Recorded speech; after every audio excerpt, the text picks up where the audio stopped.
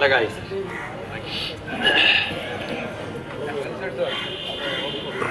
Greater Kailash विधानसभा क्षेत्र से आम आदमी पार्टी के प्रत्याशी भाई सौरभ भारद्वाज जी और यहाँ शेख सराय के सभी प्रस्तुत नागरिकों, बहनों और भाइयों, मैं एक छोटी सी कहानी सुना दूं सबसे पहले आपको। कहानी है गधे की और बैल की। किसान का, जमींदार का घर था, बैल रहता था। सामने वाला घर धोबी का था, वहां गधा रहता था। बैल ने एक दिन गधे से कहा, बाहर मिला और गधे से कहा, भाई मेरे से तेरी हालत देखी नहीं जा रही। देख, मेरे को ठीक से खाना मिलता है, तेरे को कभी खाना खाते हुए मैंने नहीं देखा। मेरी सुबह तिलक लगता है, तेरे को सुबह सुबह गाली पड़ती है। मैं जाता हूं काम करने, तेरे को मार पड़ती है। शरीर मेरा बड़ा, वजन तू ज्यादा उठाता है, तेरी बड़ी बेइज्जती है। तू ऐसा कर, भाग जा यहां से। गधा सुनता रहा चुपचाप, कुछ ना बोले। तो बैल ने कहा, यार तू डर नहीं, तू ना रात को भाग जाइयो, किसी को पता नहीं लगेगा, मैं आके तेरी रस्सी काट दूंगा, तू भाग जाइयो, किसी को पता नहीं लगेगा। फिर गधा चुपचाप बैठा रहा, बोले नहीं। तो बैल ने कहा, क्या बात है, मैं कोई झूठ बात बोल रहा हूं क्या? तेरे साथ नहीं होती, तेरी जिल्लत नहीं होती, तेरी पिटाई नहीं होती, तेरे ऊपर इतना बोझ नहीं पड़ता, तेरे को खाने को ठीक मिलता है? गधा कहता, नहीं। क्या बात सही कह रहा हूं? गधे ने कहा, हाँ। तो फिर बैल ने कहा कि तू भाग क्यों नहीं जाता, डर क्यों रहा है तू इतना? वो कहता, डर नहीं रहा। तो बैल ने कहा, यार तेरे सारा ये सब कुछ होता है, डर तू नहीं रहा, तू क्यों नहीं जाना चाहता? गधे ने कहा कि तुम्हें पूरी कहानी नहीं पता। बैल ने कहा, ऐसी क्या चीज है जो मेरे को नहीं पता, मैं तो देखता हूं दिन रात तेरे को अपने सामने। गधे ने कहा, ये बात सही है, खाना नहीं मिलता, पिटाई होती है, गीले कपड़े उठा के ले जाता हूं, कमर टूट जाती है, लेकिन सब कुछ होके जब रात होती है ना, तो फिर धोबी मेरे पास आता है। गधे को कैसे बांधते हैं? गधे को गले से नहीं बांधा जाता, गधे के पांव में रस्सी बांधी जाती है। तो गधे ने कहा, तुझे पूरी कहानी नहीं पता। रात को जब सब कुछ होता है, उसके बाद आके धोबी मेरे पांव पकड़ लेता है, मैं कहता हूं जा, माफ किया।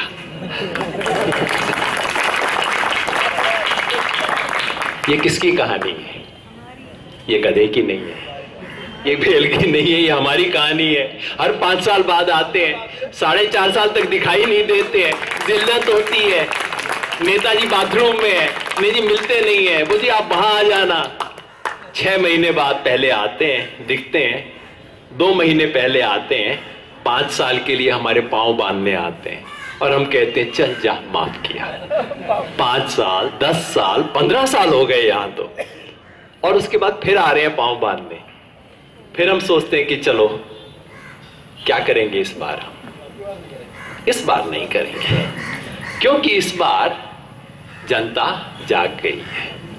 और जो पांडे जी ने कहा, ये जो आंदोलन हुआ था यहाँ पे, जिसमें हर इंसान शामिल हुआ, जिसने मोमबत्ती अपने हाथ से नहीं उठाई, उसने भी अपने दिल में मोमबत्ती जलाई। क्योंकि ये आंदोलन, ये सिर्फ अन्ना हजारे नामक एक महान व्यक्ति का आंदोलन नहीं था, ये इस देश के हर इंसान के मन में जो अन्ना है, हमारे मन में मैल भी है, पाप भी है, सबके मन में है। नहीं होता तो नेता कैसे बेईमान बनता? हमारे मन में कोई मैल तो होगा ना। लेकिन हमारे मन में एक साफ कोना भी है, जिसमें झाड़ू वाड़ू लगा के हमने साफ कर लिया, उसमें एक दिया जला लिया और कहा मैं भी अन्ना, तू भी अन्ना। तो ये जो आंदोलन था, ये हिंदुस्तान के मन में जो अभी भी आदर्श बाकी था, जो अभी भी धर्म बाकी था, जो अभी भी इंसाफ बाकी था, जो अभी भी ईमानदारी बाकी थी, उसका आंदोलन था। और इस आंदोलन ने इस देश का मिजाज बदल दिया है, इस देश का मूड बदल दिया है, आम लोगों की हिम्मत बदल दी है। पहले जिस हिंदुस्तानी को लगता था कि जी इंडिया है, कुछ नहीं हो सकता, ऐसे जोक्स वोक्स करते रहते हैं ना लोग कि एक इंडियन था, एक जर्मन था, एक अमेरिकन था, एक जापानीज था, ऐसे जोक होते हैं। वो सारे जोक में होता क्या है?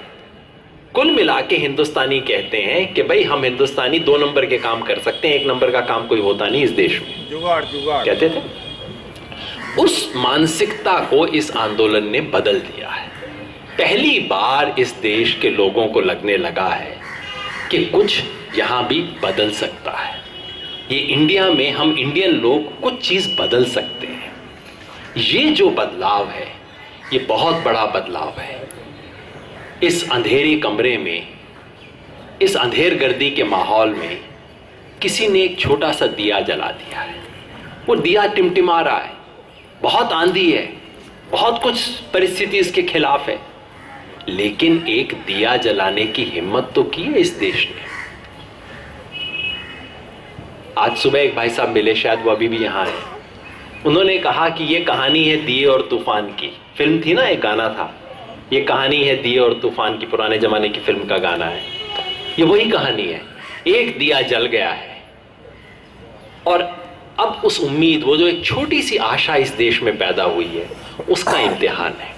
और ये जो दिसंबर 4 को चुनाव होने जा रहा है दिल्ली में, ये सिर्फ चुनाव नहीं है। चुनाव हर 5 साल बाद आता है, लेकिन देश बदलने का मौका रोज रोज नहीं आता। 4 दिसंबर को सिर्फ दिल्ली की सरकार चुनने का मौका नहीं है, सिर्फ यहां का एमएलए चुनने का मौका नहीं है। ये दिल्ली और इस देश का फ्यूचर बदलने का, हमारी अपनी किस्मत बदलने का एक मौका है। ऐसा मौका जो 20-25 साल में एक बार हमारे हाथ आता है। बाद में अगला मौका कब आएगा पता नहीं, हम जानते नहीं है। ये बहुत बड़ी चुनौती हमारे सामने है। लोग पूछेंगे कि आप पॉलिटिक्स में क्यों आए। बहुत लोगों ने कहा आप अच्छे लोग हो, ईमानदारी से कर रहे थे, सब नेताओं का पर्दाफाश कर दिया, बहुत अच्छी बात की, पर आप भी यही काम करने आ गए। अब मैं समझता हूं लोगों के मन में सवाल है, जायज सवाल है। उत्तर मेरे पास सिर्फ एक ही है कि हम नहीं आए, हम आना चाहते नहीं थे। हमने क्या मांगा था? हमने सिर्फ इतना मांगा था कि इन नेताओं की जांच की कोई व्यवस्था हो जाए, कि जो इन्वेस्टिगेटिंग अफसर, जो पुलिस अफसर ईमानदारी से सुबह किसी के जवाई की जांच करना शुरू करे, सन इन लॉ की जांच करना शुरू करे, शाम को रिपोर्ट उसकी मदर इन लॉ के पास ना जाए। इतना ही मांगा था हमने, और तो कुछ नहीं मांगा था। ये कबूल नहीं हुआ इन पार्टियों को। इन्होंने सारे कानून बना दिए, लेकिन ये एक कानून नहीं बनाया। संसद में आखिरी दिनों में आपने तो देखा होगा, अखबार वगैरह पढ़ते हैं, संसद का सत्र अभी खत्म हुआ, आखिरी 5 दिन में इन्होंने 50 कानून बना दिए। इनको खुद को गिनती भूल गई उन कानूनों की। लेकिन वो एक कानून नहीं बनाया जिसके लिए इन्होंने लिख के कसम खाई थी इस देश के साथ। लिख के संसद में, लोकसभा और राज्यसभा ने लिख के रेजोल्यूशन पास किया था कि हम एक लोकपाल कानून बनाएंगे जिससे इस देश में भ्रष्टाचार, बेईमानियों की जांच हो। वो कानून नहीं बनाया, बाकी सब कानून बना दिए। इतना अहंकार इनके मन में। अहंकार क्यों था? कि ये सड़क पे बैठे लोग क्या कर लेंगे। ये मखौल बना रहे थे। मखौल मेरा नहीं, मखौल अन्ना हजारे का नहीं, मखौल उड़ा रहे थे इस देश की जनता का, जो हजारों लाखों लोग जिंदगी में पहली बार, यहां बहन जी बैठी हैं टोपी पहन के। अब आपको देख के मुझे लग रहा है कि ऐसे लोग नहीं है जो कि पॉलिटिक्स में पहले कभी एक्टिव रहे होंगे। पता नहीं कितने लोग इस आंदोलन में ऐसे हैं जो कह रहे हैं जिंदगी में पहली बार हम पॉलिटिक्स में आए हैं साहब, हमारा कोई पॉलिटिक्स से लेना देना नहीं है। वो जो लोग हैं, वो लोग जिंदगी में पहली बार अपनी देश की सरकार से एक मांग लेके खड़े हुए थे। पहली बार कह रहे थे नेताओं, बाकी सब कुछ करते हो कर लो, एक ही लोकपाल बना दो और कुछ नहीं चाहिए। और हमारे नेताओं ने क्या किया? खड़े होके मखौल बढ़ाया उनका, कहा कि तुम सड़क वाले लोग क्या कर लोगे। ये जो जनता के नौकर हैं, एमएलए, एमपी, मंत्री, संतरी, ये अपने मालिक का मजाक उड़ा रहे थे। और ऐसे में इस देश की जनता खड़ी हो गई। हमने बहुत सोचा कि हाँ खतरा तो है, फिसलन तो है। अन्ना ने भी हमें वार्निंग दिया कि बेटा इसमें फिसल जाओगे, बड़ा खतरनाक मामला है। लेकिन बहुत सोच के हमें लगा कि इस गंदे नाली की सफाई, बाहर खड़े होके इस पे चलनी सी, एक बांस के अंदर चलनी लगा के इस नाले की सफाई नहीं हो सकती। इस नाले की सफाई का मतलब एक ही है कि इसके अंदर उतरो और हाथ में पकड़ लो झाड़ू। इसलिए हमें ये काम करना पड़ा, इसलिए हम वहां पे उतरे। हमने चूज नहीं किया था ये करने के लिए। जब आए तो खतरा था, नेता लोग भी सोच रहे थे कि आ जाएंगे तो काम तो हमारे जैसे ही करने पड़ेंगे इन्हें, इनका भी मुंह काला हो जाएगा, फिर हम आराम से बैठा लेंगे, चल यार तू भी मेरे जैसा है, कोई बात नहीं, अब अपनी फ्रेंडशिप हो जाएगी। तो हमें लगा कि हम ऐसा क्या करें जिससे हम इन नेताओं जैसे नहीं हो जाएं। इस पार्टी ने 5 काम किए हैं। पहला, देश की पहली पार्टी है जिसने अपने संविधान में नियम बना दिया है, लिख के नियम बना दिया है कि एक फैमिली का 1 से ज्यादा मेंबर इस पार्टी का ऑफिस बेरर नहीं हो सकता, कैंडिडेट नहीं हो सकता, कोई पोस्ट नहीं ले सकता। 1 से ज्यादा मेंबर, अगर सौरभ भारद्वाज हमारी पार्टी के कैंडिडेट हैं तो इनका भाई भतीजा, इनके घर से कोई हमारी पार्टी की यहां की इकाई का भी नहीं और नांगलोई की इकाई का भी कोई कार्यकारिणी का सदस्य भी नहीं हो सकता। पहली पार्टी है जिसने डायनेस्टी की पॉलिटिक्स को रोकने के लिए नियम बनाया है। दूसरी चीज, देश की पॉलिटिक्स में सारा काम 2 नंबर के पैसे से होता है, सब कोई जानते हैं, सत्ता, पैसा से सत्ता और सत्ता से पैसा, ये यहां का नियम है। सारा पैसा 2 नंबर का, कोई पार्टी नहीं बता सकती इनके पास पैसा कहां से है। कांग्रेस से पूछो कि आपके अकाउंट में 2000 करोड़ कहां से हैं, 2000 करोड़ इनके अकाउंट में है, और वो तो आटे में नमक के बराबर है, वो तो थोड़ा सा दिखाना, अकाउंट में व्हाइट पैसा रखना पड़ता है ताकि सोनिया जी के हेलीकॉप्टर का इंतजाम हो जाए। 2000 करोड़ कहां से? कांग्रेस कहती है कि हमने 10-10 रुपए के कूपन बनाए थे, इस देश के लाखों करोड़ों रुपए ने लोगों ने कूपन खरीद लिया, वहां से पैसा आया, हमारे पास कोई हिसाब नहीं है।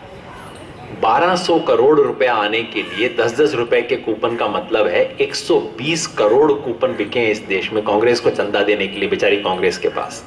इस देश की आबादी 120 करोड़ है, यानी कि इस देश के हर आदमी ने, हर औरत ने, हर बच्चे ने, हर 6 महीने के बच्चे ने कांग्रेस पार्टी के लिए एक कूपन खरीदा है 10 रुपए का। किसी को पता है? किसी ने देखा है? किसी ने आज तक कांग्रेस का 10 रुपए का कूपन लिया है? आज तक किसी मीटिंग में मुझे एक बंदा नहीं मिला जिसने खड़े होकर कहा हो कि मैंने कांग्रेस का कूपन खरीदा है पर मेरे को वोट वहां से मिला है। तो कहां से पैसा आता है? सारी दुनिया जानती है 2 नंबर का पैसा है। बीजेपी का यही हाल है, बीएसपी का यही हाल है, सब पार्टियों का यही हाल है। आम आदमी पार्टी इस देश की पहली पार्टी है जो एक एक पैसे का हिसाब जनता के सामने रख रही है। आप में से कुछ इंटरनेट वाले दिख रहे हैं, कई लोग नहीं होंगे तो किसी लड़के को पकड़ लेना है, सब इंटरनेट वाले आजकल वो करते रहते हैं ना, वेबसाइट पे और इन सब चीजों पे करते हैं। किसी को कहना भाई ये गूगल क्या, तू मेरे को गूगल पे जरा पता करके दे, आम आदमी पार्टी डोनेशन लिस्ट जरा चेक करवा लियो। इस पार्टी ने अब तक 16 करोड़ रुपए इकट्ठा किया है। एक एक पैसे का कहां से आया, कितने बज के कितने मिनट पे पैसा आया, कितना पैसा आया, किस बंदे ने दिया और वो कहां का रहने वाला है, ये सारी सूचना आपको इंटरनेट पे आज मिल जाएगी। 1 बजे चेक करोगे तो 12:50 पे भी किसी ने अगर पैसा भेजा होगा उसका नाम पता आपको मिल जाएगा। वहां पहली पार्टी है जो कि ये काम कर रही है। तीसरी बात, सारी पार्टियां, हमने दूसरी पार्टियों से, नेताओं से लोकपाल की मांग की। लोकपाल तो पता नहीं कब आएगा, वो तो जब हम सत्ता में आएंगे तभी कुछ करेंगे। लेकिन हमने कहा कि हम अपने ऊपर लोकपाल सबसे पहले बैठा दें। देश की पहली पार्टी है जिसने पार्टी के अंदर एक जज बनाया है और वो जज जो बात हमें कह देगा वो हमें माननी पड़ेगी, और वो भी ऐसा वैसा जज नहीं कि अपनी पसंद से पकड़ के ले आए हो। नेवी के एडमिरल रामदास, जो कि इस देश में नेवी के जनरल जो होते हैं रिटायर्ड हैं और सबसे ईमानदार और कड़क अफसर में उनकी गिनती होती थी, उसको हमने पार्टी का लोकपाल बताया है। कल को अगर आपको लगे कि योगेंद्र यादव बड़े भाषण दे रहे हैं भ्रष्टाचार के खिलाफ, ये तो खुद ही भ्रष्ट आदमी है, आप उनको चिट्ठी लिख देना और 15 दिन के बाद अगर एडमिरल रामदास कहते हैं कि भ्रष्ट है इसको पार्टी से निकालो, तो पार्टी के पास कोई ऑप्शन नहीं है, उसको निकालना पड़ेगा। यही नहीं, हमारी पार्टी खुल के कह रही है आप हमारे कैंडिडेट के बारे में शिकायत बताइए, और अगर आम आदमी पार्टी का कोई भी कैंडिडेट ऐसा है जिसके बारे में करप्शन की, जिसके बारे में क्रिमिनल होने की या जिसके कैरेक्टर के बारे में कोई गंभीर शिकायत है, आम आदमी पार्टी आपके सामने वायदा कर रही है हम कैंडिडेट को वापस लेंगे, हम आपसे माफी मांगेंगे, चाहे वो सीट खाली छोड़नी पड़े, गलत आदमी को एमएलए बनने नहीं देंगे। चौथी बात, सारी पार्टियां टिकट बांटती हैं अकबर रोड और जनपद से। आम आदमी पार्टी पहली पार्टी है जिसने आके लोगों के सामने कैंडिडेट का बायोडेटा रखा, लोगों से पूछा आप बताओ आपको इसके बारे में कोई शिकायत है, और फिर उसके बाद जिन 4-5 मुख्य लोगों के नॉमिनेशन आए उनका चुनाव करवाया। यहां वॉलंटियर लोगों से पूछा कि भाई आपको कौन सा कैंडिडेट पसंद है, और जो वॉलंटियर कैंडिडेट नहीं बने वो उसकी जड़ खोदने नहीं बैठे। वो वॉलंटियर लोग आज उस कैंपेन के अंदर जुटे हुए हैं। वो कह रहे हैं कि सौरभ से भी ज्यादा ये मेरा चुनाव है, मेरे को ये चुनाव जीत के दिखाना है। 5वीं बात, पार्टियां मैनिफेस्टो इशू कर देती हैं, कहीं बैठे हुए लोग पढ़ते हैं, एक तो पहले समझते हैं कि वैसे ही झूठ लिखा है, लिखने वाले को भी पता है कि मैंने झूठ लिखना है, पढ़ने वाले को भी पता है कि झूठ लिखा गया है, और दूसरा उसमें स्थानीय इलाकों बातों का कोई जिक्र नहीं। हमारे पांडे जी अभी यहाँ की स्थानीय दिक्कतें गिना रहे थे। असली समस्या ये नहीं है कि पार्किंग की प्रॉब्लम है, बीआरटी से दिक्कत आ रही है। सबसे बड़ी समस्या ये है कि अपनी समस्या सुनाएं किसको, अपनी समस्या के बारे में बात कैसे करें। आम आदमी पार्टी दिल्ली में 70 विधानसभा में 70 मैनिफेस्टो बनाएगी। आपकी ग्रेटर कैलाश कॉन्स्टिट्यूएंसी का मैनिफेस्टो होगा, और वो खाली सौरभ भारद्वाज नहीं बनाएंगे, वो मैनिफेस्टो आपके बीच सभा करके एक मैनिफेस्टो बनाया जाएगा जिसमें आपका दुख दर्द, आपकी क्या चीज चाहिए, आप अपने आप बनाएंगे मैनिफेस्टो। तो ये पार्टी में अंतर है। अंतर क्या है कि यहां कैंडिडेट चुनेंगे कौन, आप खुद। पार्टी चलाएंगे आप, चंदा देंगे आप, मैनिफेस्टो बनाएंगे आप, चुनाव लड़वाएंगे आप, चुनाव जितवाएंगे आप, झाड़ू लगवाएंगे आप, और चुनाव के बाद कैंडिडेट के नाक में नकेल डाल के उससे काम करवाएंगे आप।